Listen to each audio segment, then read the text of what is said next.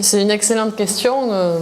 Effectivement, d'après notre expérience personnelle, tout ce qu'on a vécu ici au CHU à Montpellier et au bloc particulièrement Saint-Éloi, et aussi en unité de soins intensifs, on pense qu'on va aller vers une utilisation de plus en plus généralisée des vidéolaryngoscopes, que ce soit au bloc opératoire en situation programmée, au bloc opératoire en situation d'urgence ou en unité de soins intensifs chez les patients critiques.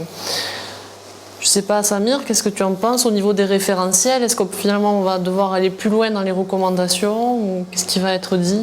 Alors ce que tu dis c'est majeur parce qu'en fait les référentiels formalisés d'experts ou les conférences de consensus, les avis d'experts sont des outils très importants.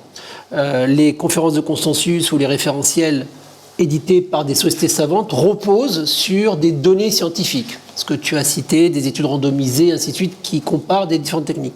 Donc et à ce moment-là, les experts, le jury se positionne.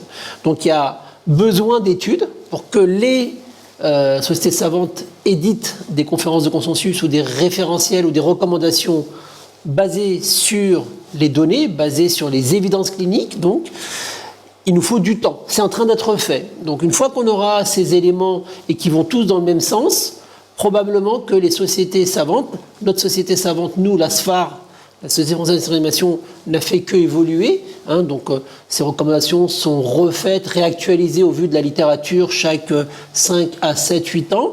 Donc les dernières suggèrent fortement que la vidéolaryngoscopie, en tout cas, a une place majeure, probablement, en sachant que ça va être de plus en plus argumenté. Ensuite, on a ce qu'on appelle les avis d'experts.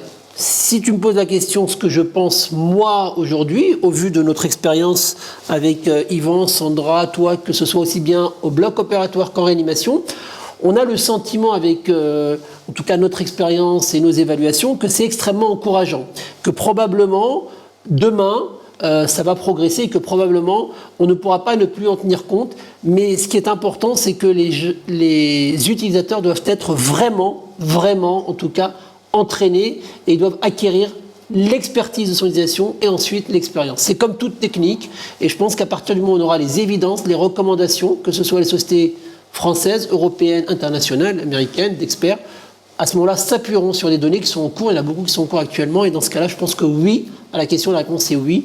Demain, les recommandations, que ce soit des RFE, références formalisées des experts, devraient en tout cas tenir compte et se positionner dans quelles indications, bloc, en rien, ainsi de suite.